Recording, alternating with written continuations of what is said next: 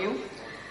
Coming from the chamber and representing the trade and the industry, what we felt that under the given circumstances, the fact that we were facing inflation, we were looking at growth, the budget has done, the finance minister has done an excellent balancing act.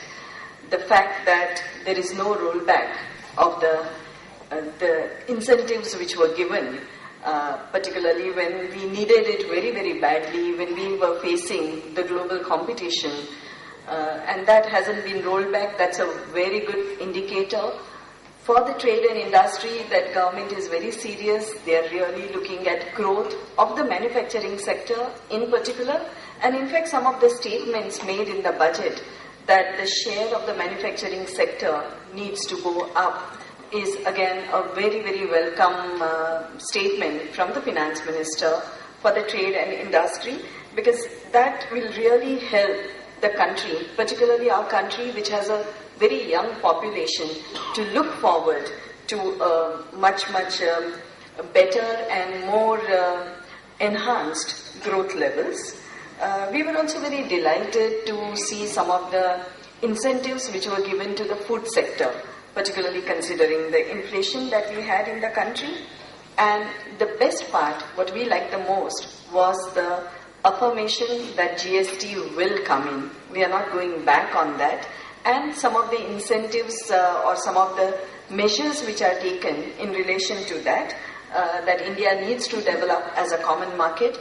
In fact, in European Union, of course not GST, but digressing a little bit, about 2000 or 1995 actually, when they were all working together and they were looking at developing European Union as a common economic market, they looked at accounting as one of the important aspects to bring the whole European Union together.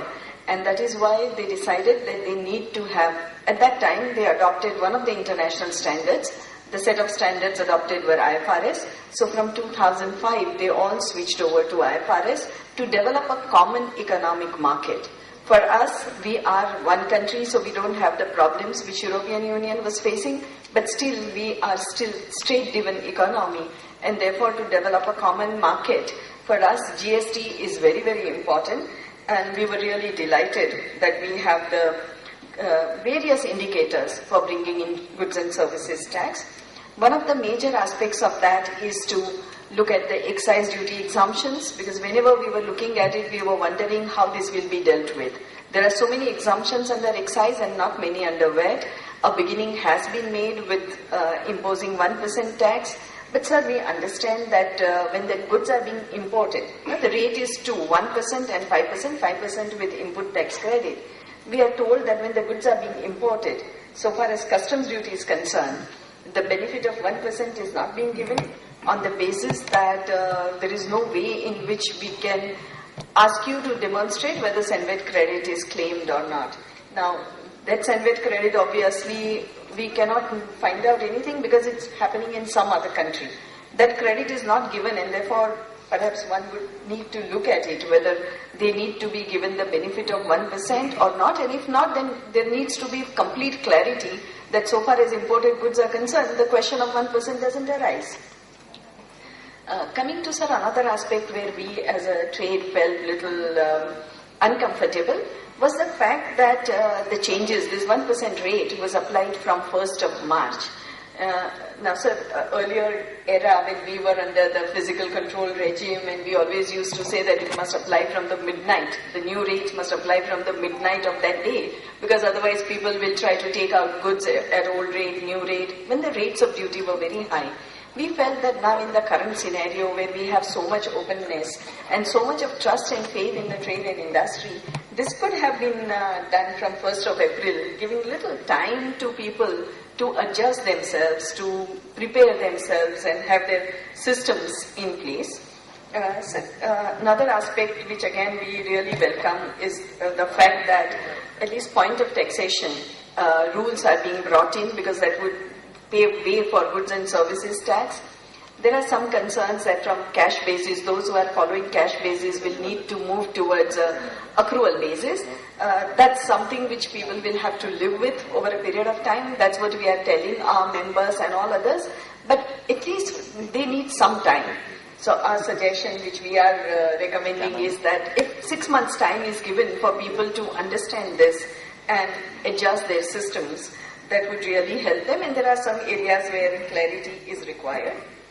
Coming to Senvet credit, sir, ideally one would have liked that since there are other measures which are being taken for moving towards goods and services tax, restricting Senvet credit is not the very right step.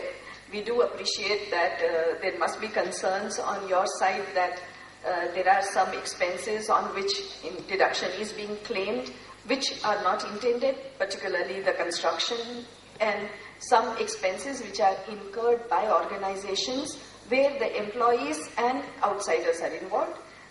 So perhaps one of the options could be to look at the expenses which are incurred wholly and exclusively for the purpose of business.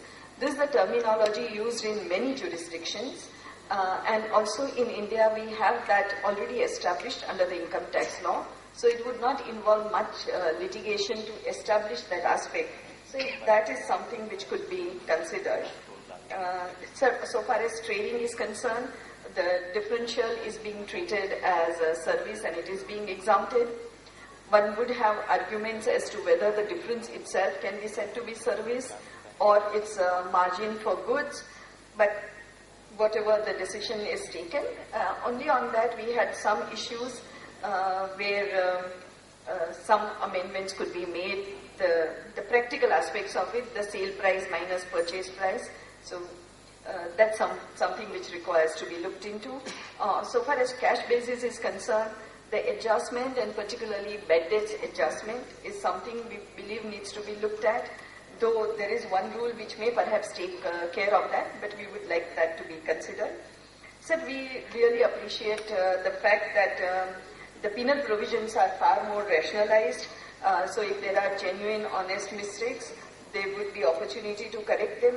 But at the same time, the provisions which are introduced for prosecution are really, really bothering us. The trade and industry is really concerned with those provisions, and we believe that actual implementation would cause huge concerns at all levels.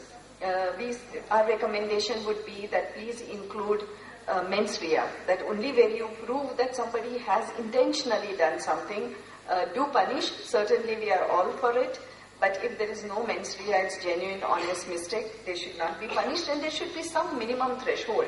If there is a mistake for 10,000 rupees or 15,000 rupees and you ask a person that he needs to be imprisoned for 6 months, it would cause a lot of anxiety.